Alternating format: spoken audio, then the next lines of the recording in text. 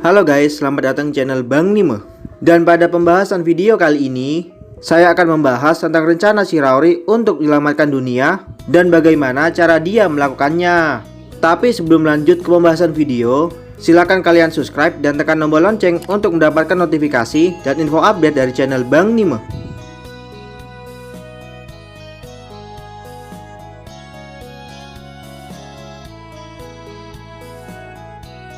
Setelah Merah Zobis berhasil membantai desa tempat di mana Asaka dan Kunihiko berada dan mengirim kembali Miss Oka kembali ke rumah dengan selamat, walau sebenarnya tujuan mereka adalah untuk membunuh para elf, tapi untuk sekarang mereka tidak akan melakukan itu dan mengulur waktu. Untuk mempersiapkan segalanya dimulai dari mencari informasi secara menyeluruh dan berbagai hal lainnya. Tentu saja mereka harus mempersiapkan semuanya secara matang, karena lawan mereka adalah Potimas Harivenas. Dan pada dasarnya semua elf yang ada di dunia itu, karena merekalah yang membuat dunia lebih cepat menuju kehancurannya. Sedangkan tujuan dari Raja Iblis sendiri adalah untuk menyelamatkan dunia dari kehancuran, meski harus mengorbankan nyawanya sendiri untuk melakukan itu. Karena itu diperlukan untuk menghancurkan Potimas seutuhnya. Karena secara teknis, penyebab dari semua ini dari awal adalah karena Potimas. Dan untuk hal itu diperlukan sebuah rencana yang sempurna. Karena jika Potimas serius, mungkin saja Potimas akan mengeluarkan senjata yang sama seperti UFO yang pernah dijatuhkan oleh Shiraori. Atau mungkin jauh lebih buruk dari itu. Karena Potimas sendirilah yang menciptakan desain UFO yang pernah dijatuhkan oleh Shiraori. Dan desain UFO itu dibuat lebih dari ribuan tahun lalu. Bahkan Potimas sendiri hanya asal-asalan membuatnya. Dan karena itu Shiraori semakin yakin jika Potimas telah menciptakan senjata yang jauh lebih mengerikan dari yang mereka hadapi sebelumnya.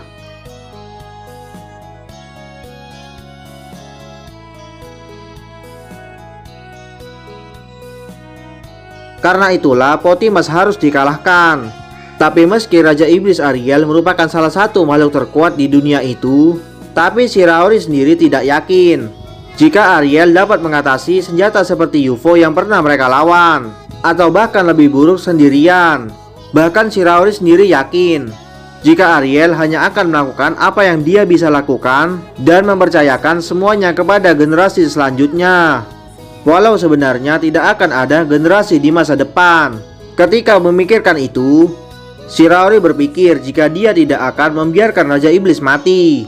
Dan bahkan Shiraori sendiri sampai bersumpah atas nama kuburan ibunya jika dia tidak akan membiarkan Raja Iblis mati selama Shiraori masih hidup.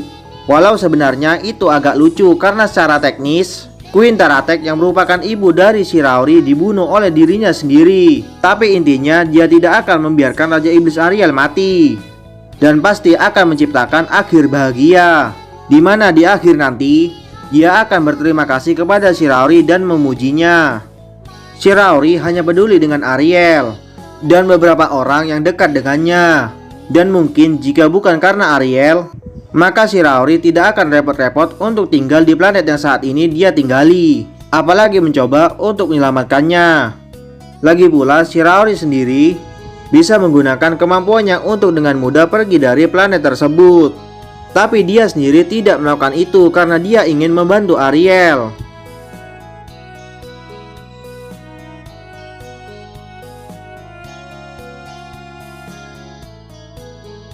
Lalu setelah merencanakan semuanya, dia berencana memberitahukan sedikit kepada seseorang, yaitu Gulie, yang waktu itu dipanggil sebagai Guli-Guli oleh Shiraori.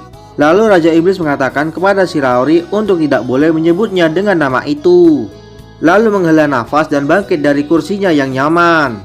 Kursi yang saat ini diduduki oleh Ariel merupakan kursi yang dibuat oleh Shiraori dari utasnya, yang terinspirasi dari sofa nyaman yang mereka duduki ketika bertemu dengan Paus Firman Tuhan, yang dijamin Shiraori akan menyamankan Anda untuk seumur hidup jika Anda mendudukinya. Bahkan Ariel terlihat sangat menikmatinya, yang terbukti darinya yang membutuhkan waktu sedikit lebih lama dari biasanya untuk beranjak dari kursinya, yang waktu itu dianggap oleh Shiraori sebagai kentang sofa. Dan di waktu itu pula ditatap dengan tatapan yang tajam oleh Ariel, karena merasa jika Shiraori berkata kasar kepadanya, dan mengikutinya menuju ke ruang bawah tanah di kastil Raja Iblis. menuju ruang kecil yang terlihat kosong. Lalu Ariel meletakkan tangannya ke sebuah dinding yang memiliki sedikit dari jejak sihir.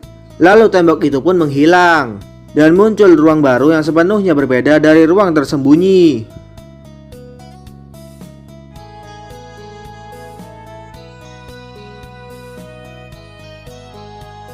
Shiraori berpikir meskipun jika ada seseorang yang mencoba menghancurkan tembok tersebut, mereka tidak akan mampu menemukan ruang tersebut, karena ruangan itu berada di dimensi alternatif.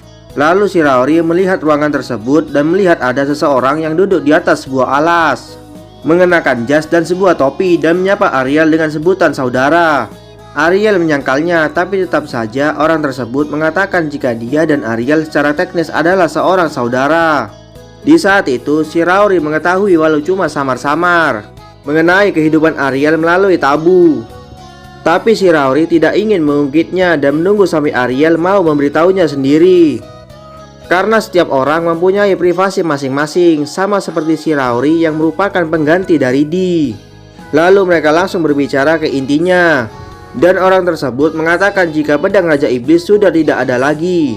Tapi Ariel tidak datang untuk pedang Raja Iblis dan meminta untuk memanggil Gulie karena ada sesuatu untuk dikatakan. Orang itu pun melakukan apa yang diminta Ariel, dan Ariel pun mengenalkannya kepada Shiraori jika dia merupakan salah satu dari naga kuno, yaitu Dark Dragon Race, yang sama seperti Wind Dragon Hyuvan di Gurun Selatan dan Dragon Aesnia di Pegunungan Mistis.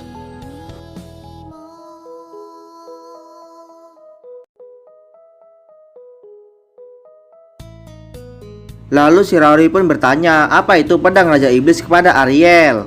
Ariel menjawab jika itu adalah pedang yang hanya bisa digunakan oleh Raja Iblis, yang katanya kekuatannya dapat membunuh dewa, walau hanya bisa digunakan sekali, dan tidak akan bisa digunakan lagi selama beberapa ratus tahun atau bahkan ribuan tahun.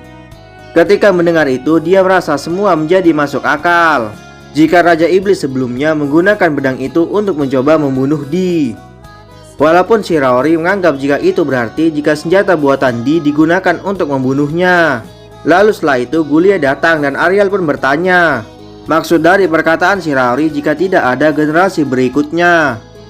Gulie pun menatap Shiraori karena sudah mengatakan sesuatu yang tidak perlu.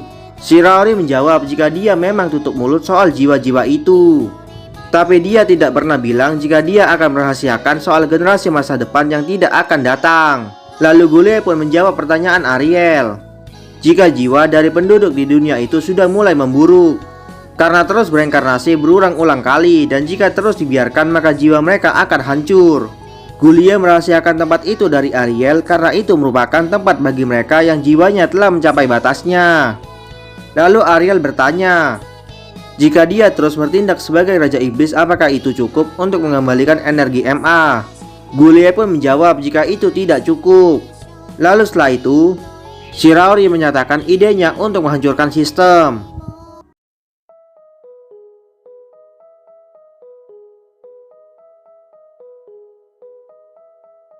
Semuanya menatap Shiraori karena terkejut, dan Gulie bertanya tentang apa maksud dari Shiraori. Tentu saja mereka berpikir jika apa yang dikatakan oleh Shiraori merupakan hal yang gila, karena sistem itulah yang mencegah dunia dari kehancuran. Tapi jika dipikirkan kembali, sistem itu merupakan rancangan dari Di. Tentu saja mungkin ada trik rahasia yang bisa mereka gunakan jika mengingat kepribadian dari Di untuk dapat menyelamatkan dunia, yang akhirnya disimpulkan oleh Shiraori dengan cara merusak sistem. Lalu Shiraori menjelaskan semua yang ada di pikirannya untuk mematikan beberapa fungsi yang ada di dalam sistem. Karena untuk menjalankan sistem itu sendiri pasti membutuhkan energi yang sangat besar. Ketika Shiraori menghitung energi dalam sistem dan membandingkannya dengan keadaan planet saat ini, dia sepenuhnya yakin jika itu tidak akan cukup untuk memulihkan planet tersebut. Dengan kata lain, jika cara milik Shiraori bisa digunakan asalkan ada energi yang cukup, sehingga merekalah yang harus mengumpulkan sisa dari energi yang dibutuhkan.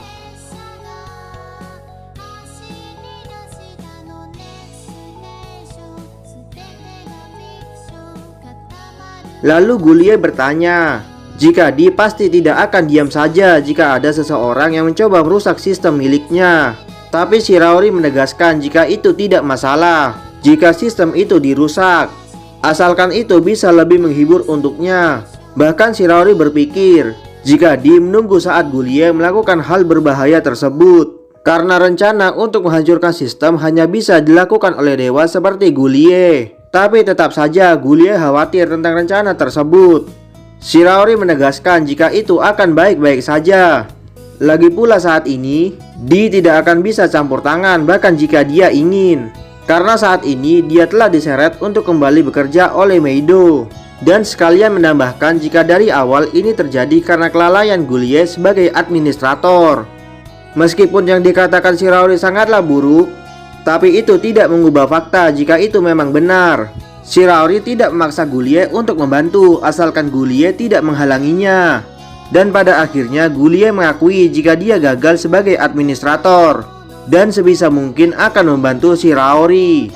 Lalu Ariel meminta kepada Gulie untuk mengumpulkan naga dan Wim untuk membentuk sebuah pasukan dan menjadikan Gulie sebagai komandan ke-9.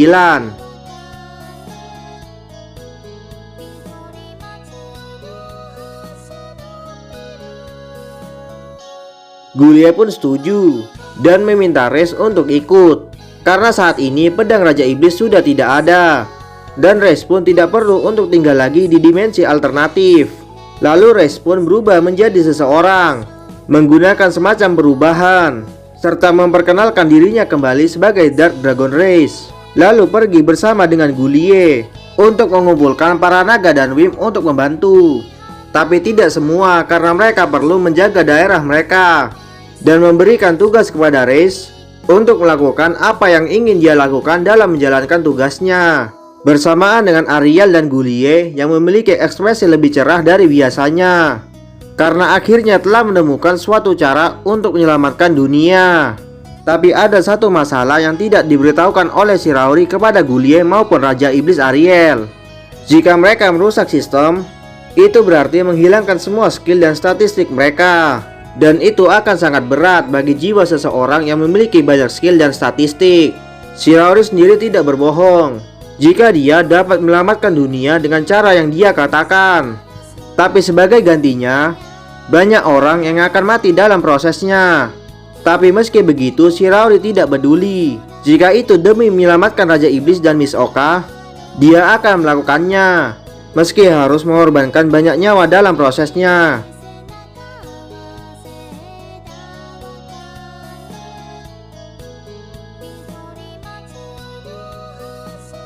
Baiklah, sekian video kali ini. Jika ada kesalahan saya minta maaf. Dan terima kasih telah menonton. Assalamualaikum warahmatullahi wabarakatuh.